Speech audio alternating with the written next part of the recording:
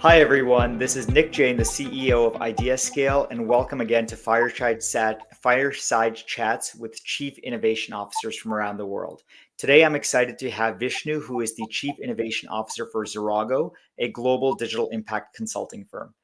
Hey, Vishnu. Hey, Nick. Perfect. Thanks So, for inviting me.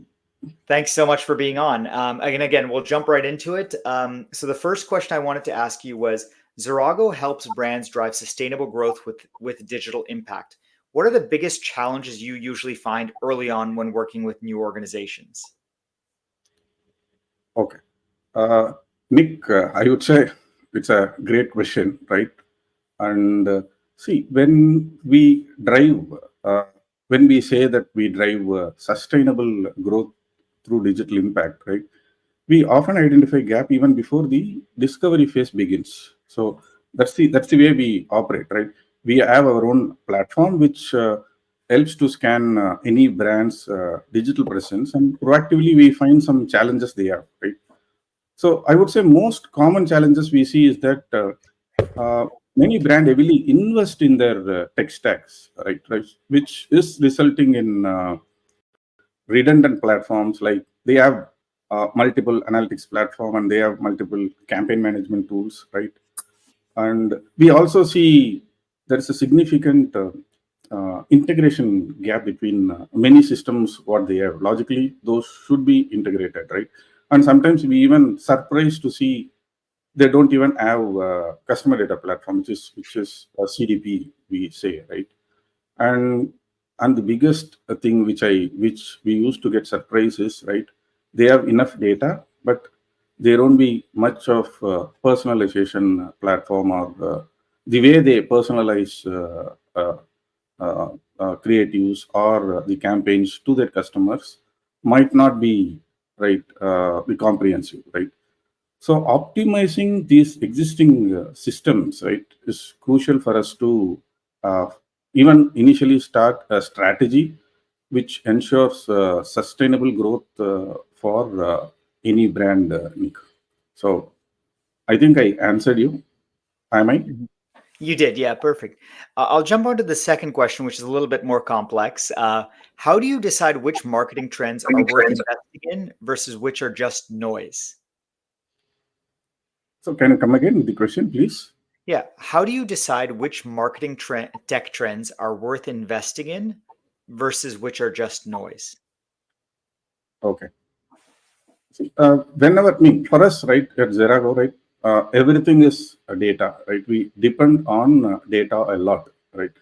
Any marketing technology, whatever it is, right? We usually expect it to have certain intelligence within the system, right? Also, it should provide data-driven insights, which should solve our customer problems, align with our customer goals. It should demonstrate some real world results. We also ensure that it should be scalable and adaptable. Anything which does not have these, for us, it's just noise. So let me ask a follow-up question for that because it's actually something I encountered in my own business. What about brand marketing where it's not quantifiable? It's a long-term impact. How do you guys assess value or not value uh, technology that claims to enhance and do brand marketing as opposed to performance marketing? See, brand marketing is something, right? Uh, we we we we are not too keen in that, right? So many systems claim that, which has multiple integration part of it, but most of the times we see different strategies coming to it, Nick. That is how we see that. Got it. Okay. Next is kind of the AI question, which I love to ask, and everyone's got a different answer. With AI and automation now dominating the conversation about tech, how does Xerago blend technology with actual human intelligence?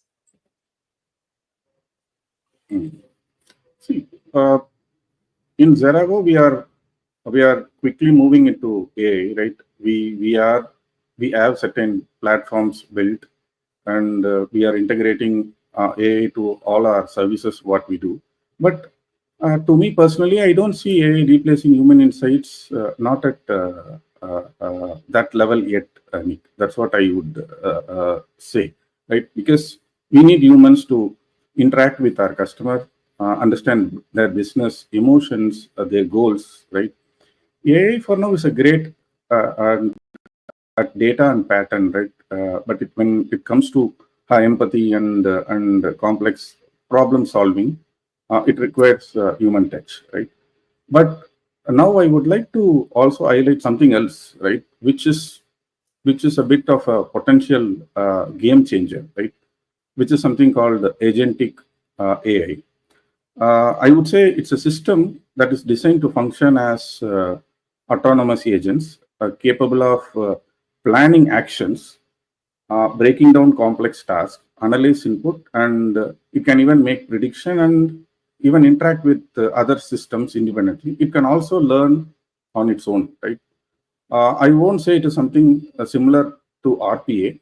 RPA is something where it does follow the instruction, but this agentic AI is something which learns on its own from the data, and it can take decisions, right? What And does RPA, sorry to interrupt, what does RPA mean? I'm not familiar with that acronym. robotic process automation. Thank you. Got Okay. it. Sorry, I didn't mean to interrupt. Go on. Okay, no problem. And this does raise some questions about the future, right? If it keeps evolving, agent AI could take over certain roles that requires human insights. But for now, we are not quite there yet. Is what I feel, Nick.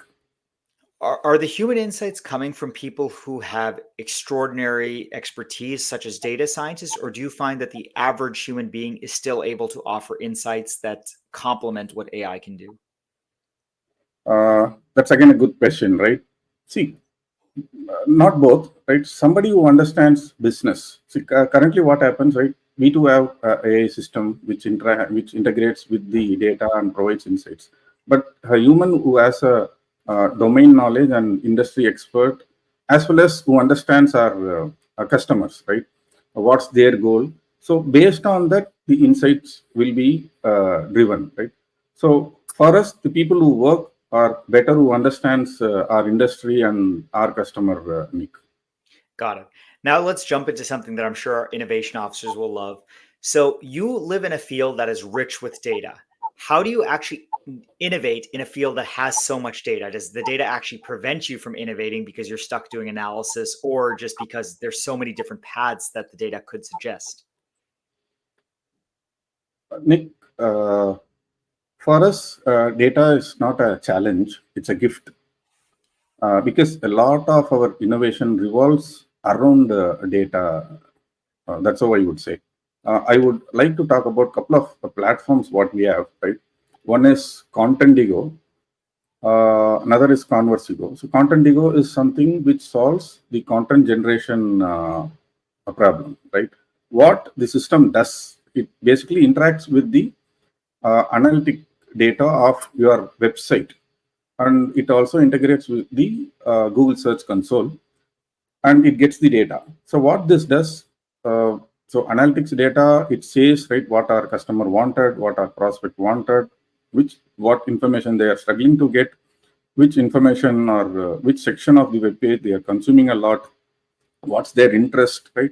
We get to know everything. When it comes to Google Search Console, we get to know, right, which keyword is generating more traffic, and which keywords is generating driving more traffic to the relevant section of the page, right? What keywords are popular and all those things, right?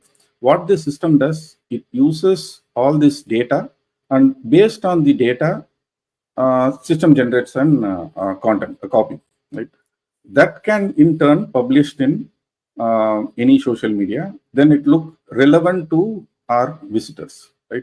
This is one. How do we handle data to write content through AI? And Conversigo is something again. It connects with the similar analytics tool. It can be anything, right? Adobe, Google Analytics, right? Matomo, right? Let me So, interject. So I get the data analytics and personalization, right? That's the use of data. What I'm asking is a slightly different question, which is how do you innovate given you have so much data around you? You're inundated with data. Is the data helping you innovate and come up with new things, or is it actually preventing you because you're so bogged down in an ocean of data?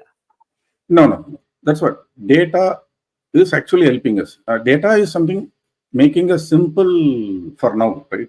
Now this AI and there are many use cases have come up, right? For us, the data is something helping us to come up with multiple innovations, right? I would like to also talk about one more smaller initiative, right? Again, based on the data. We Mm-hmm. have built a small demo POC, right? Which basically, the moment it's personal product recommendation platform, right?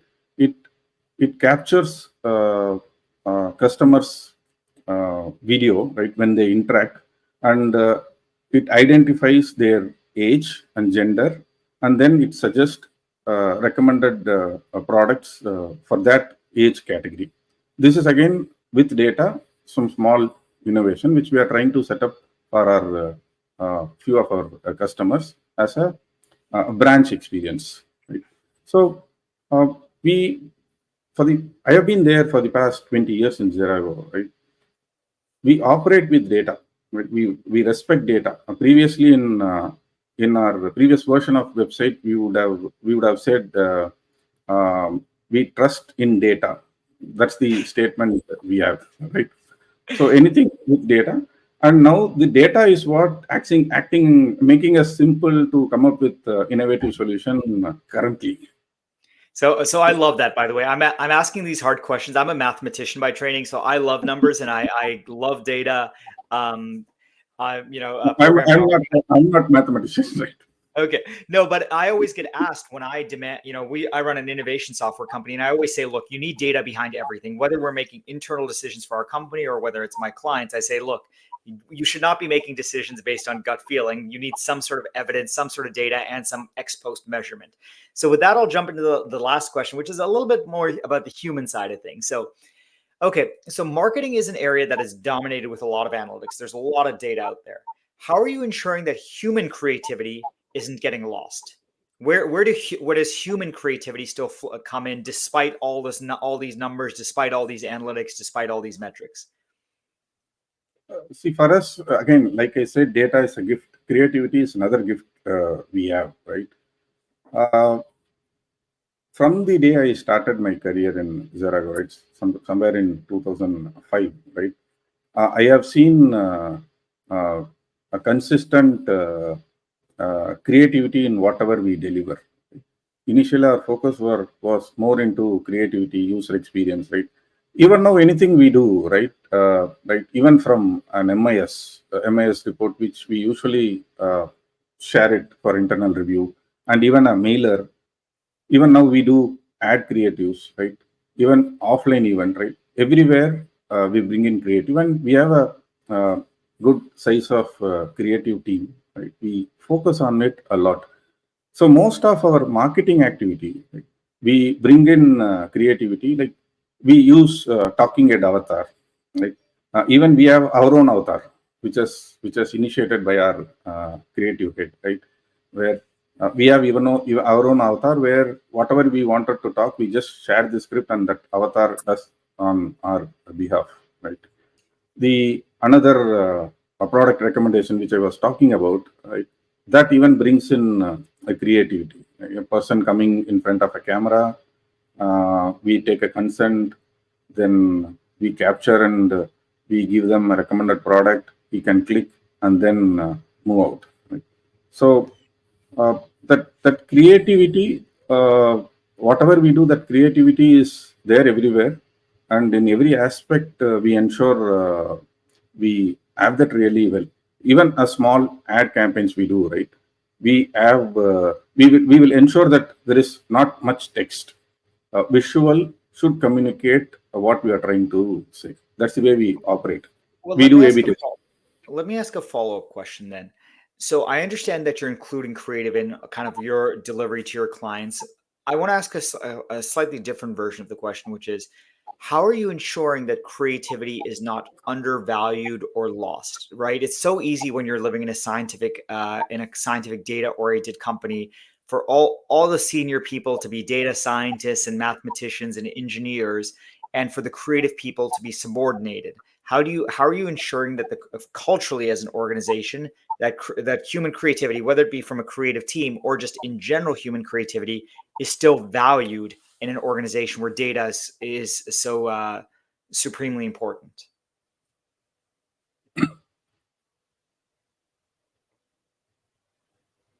See, for us, based on our experience, what I would say, creativity is something which is something we can easily present because it has certain experience.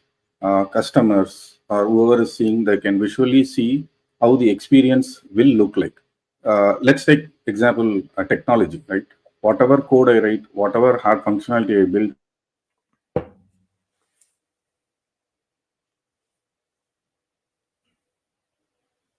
experience it. This is one way. Another thing, we have a monthly event called Innovate Together, right? Where we have a people uh, coming part of the event. Every month it happens 30 days, right? Where they come up with creative thinking, innovative thinking, and end of the month there will be panel members who validate their creativity, and we give them some awards and rewards, all those stuffs we keep doing. Right? And And sorry, I don't Innovate Together. know. Sorry, just to clarify. So this is a Innovate Together is a monthly event you have inside Xerago for all your employees to get together and innovate together. Is that correct? Correct. And how Perfect. long has that been going on? That's really cool, by the way. Again, I want to make sure that we give practical advice to our other chief investment officer, chief innovation officer audiences. So how long has that been event going on, and why do you think it's successful? So it's been there for 4 months, 4 to 6 months, Nick. Right, just started. Right, we have completed, I think, 4 events, and there'll be we have different teams, and we will have 3 to 4 people part of one team for that month, and that people will be of different team. One from a creative team, another guy from technology. They'll come together, and within 30 days, what the process is. Initially, they will have to uh, uh, sit and give us a brief on what the innovation idea is all about, why they think that should get a life, right? How important it is, all those things. And within that 30 days, we would expect them to quickly make it functional. We call it a demo byte. This is the term which we use. Demo byte is basically a smaller function of the application, which is actually functional, right? So end of 30 days, they should do that. And there will be a full office meeting where we will invite 3 panel members to come be part of it. Multiple parameters they will evaluate, and the results will be announced. Every month we have a town hall meeting where it will be addressed by our CEO. So during that time, we will announce the winner, and we'll give them trophy. We also have a spin a wheel concept. So winner can spin a wheel, and they can get whatever comes in, right? Yesterday, I think last month, Innovate Together, one of our team members won. It's a lunch with the CEO. So it's me and my CEO Ganesh, and we three went out for lunch. We spent 2 hours of time. So that is helping us to people to come out and showcase their innovation skill, and it is also helping us to make sure that more everybody in our organization, at least most of the people who would love to innovate, are being part of it, and it helps to interact with them and get new flavor of their ideas and thought. Right now, to me, right, I don't have a big innovation team per se, but I see many of the people around the organization contribute to innovation, and I'm working with them. That's giving me a different direction to think all about. So I love that, and I'm just going to summarize for our audience kind of 4 key things you said. Number one, while you guys have a dedicated innovation team, you're encouraging the pretty much the entire company to innovate. That's number one. That you can have a dedicated innovation team, but everyone can still contribute to innovation. Number two, you actually have a dedicated monthly event where people get to innovate. Number three, it's cross-functional, as you said. You are combining people from different parts of the organization to come up with ideas. Number four is you're actually evaluating the idea. So the idea is something is being done with the ideas. And number five, you're rewarding employees for their innovation. In your case, you're doing the spin the wheel, which can get all sorts of rewards, including lunch with the CEO. That's really good, because that's one of the things we often notice that clients don't do, which is you have to create a cross-functional organization, but you also have to reward and incentivize people for coming up with great things. So that was my last question. That was a really nice thing to end on, because you gave some very practical advice for organizations who want to innovate better and have better innovation teams. Do you have anything else to add before we conclude this episode? Not for now, Nick. So I would say there is enough things coming up, right? We have to be really fast in terms of understanding AI and other things, right? People are talking a lot about AI, right? It's going to, I mean, to me, it looks like we all have to come out of our comfort zone, right? We need to forget what the experience we have, what the designation we hold, and all those things. Keep learning and keep on learning. That's what I think we should be doing. That is a great note to end on. Everyone should keep on learning. Again, thank you, Vishnu from Xerago. This is Fireside Chats with Chief Innovation Officers. Thank you, everyone, for listening. Thanks, Nick. Thanks, everyone.